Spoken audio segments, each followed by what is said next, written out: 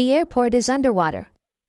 Buses parked on the forecourt are already partially submerged, the water rising to the wheels, flooding the floors. On the tarmac, a plane is abruptly stopped, its engine drowned, and the ground vehicles are struggling in deep puddles. Inside the terminals, the lighting flickers, water seeps under the conveyor belts, and travelers are forced to wait, disoriented. The display boards flash, flight delayed, access closed. The sky is black, heavy. An orange warning for the coastal region alerts of intense rain and strong winds. The infrastructure is barely holding on, each drop seems like a challenge. The sound of suitcase wheels on the wet ground, the anxious murmur of passengers, and the announcements echoing in the airports can be heard. Chaos is settling in, the water makes no distinction, humidity, waiting, immobility.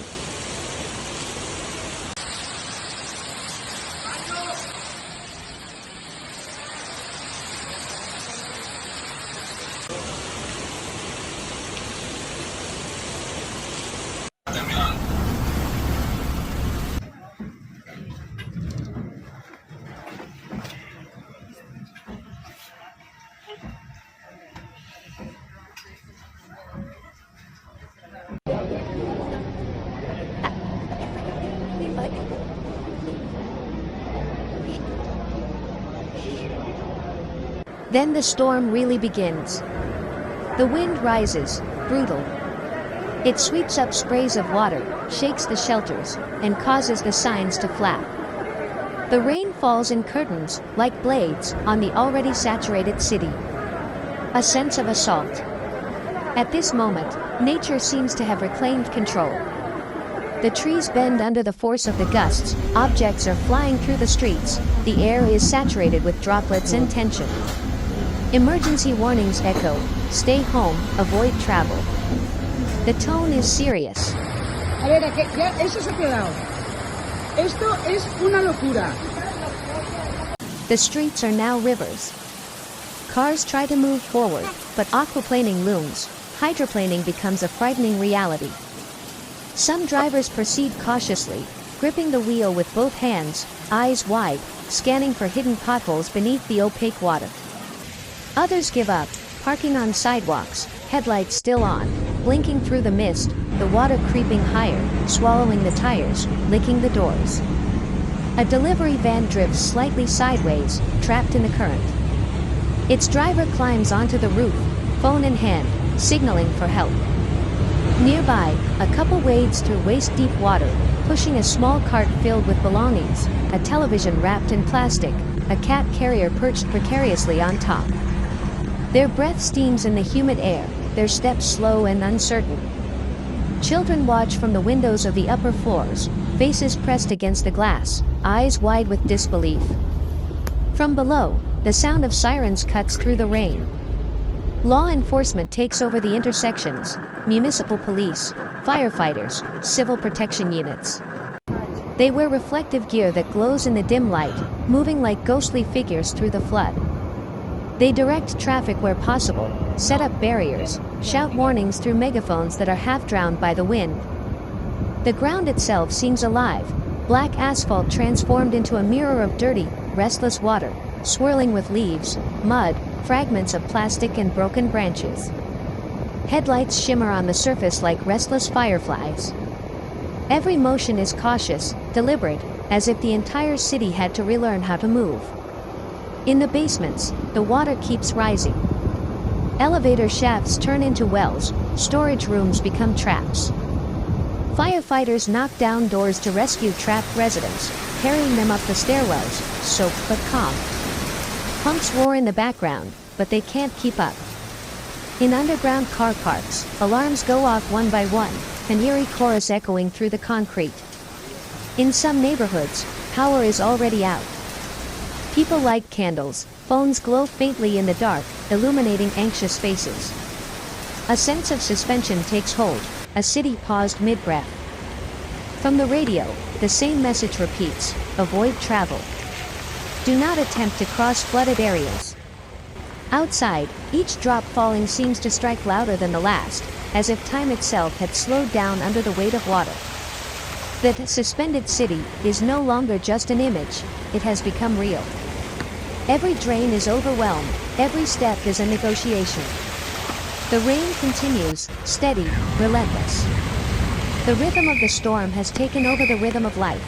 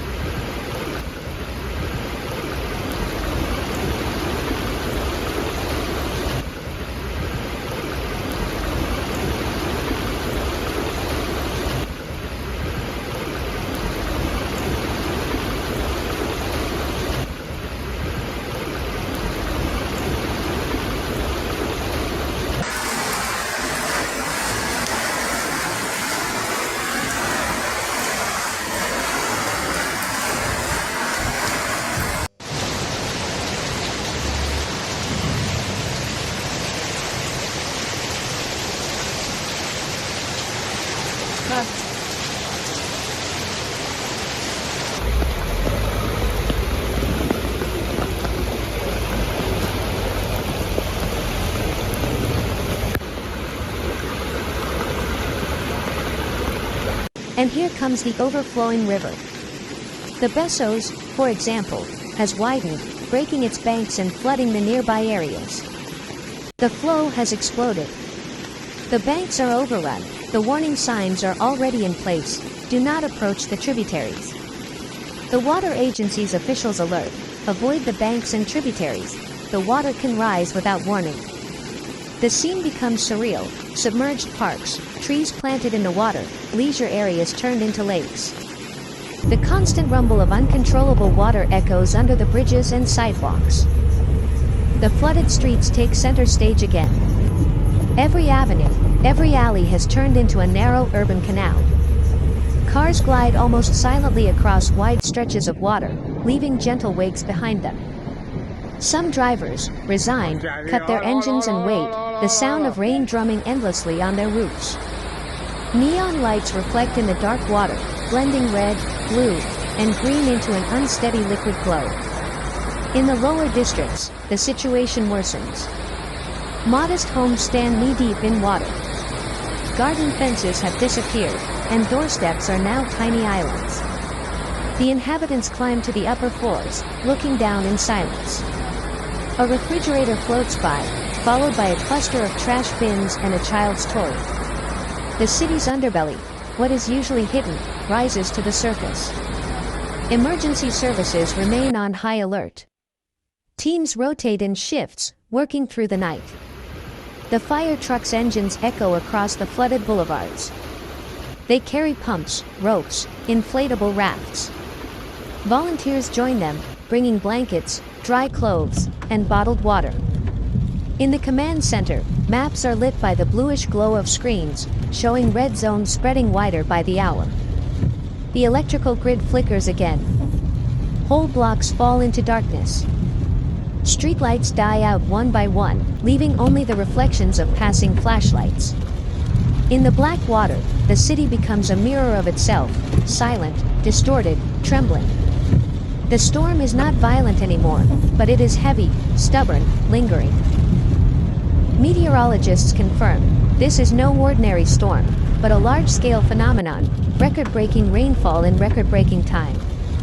The air is saturated, the sky bruised and swollen, but still it refuses to empty completely. In the shelters, people wait. Some pray, others scroll endlessly on their phones, looking for news, for signs that the worst is over. The hum of generators mixes with the faint buzz of radios reporting live updates. Outside, the rain has slowed, but the water remains. It presses against walls, seeps into the foundations, reminding everyone that even after the downpour stops, the danger continues. The city holds its breath, suspended between exhaustion and relief. No one speaks of normal anymore. There is only patience, the waiting for the reflux, the hope that the systems will hold, that the morning will bring something resembling calm. When it finally does, it will reveal a landscape reshaped by water, glistening streets, overturned cars, debris scattered like the aftermath of a forgotten tide. But for now, the only sound is the slow drip of rain, the quiet persistence of a city learning to endure.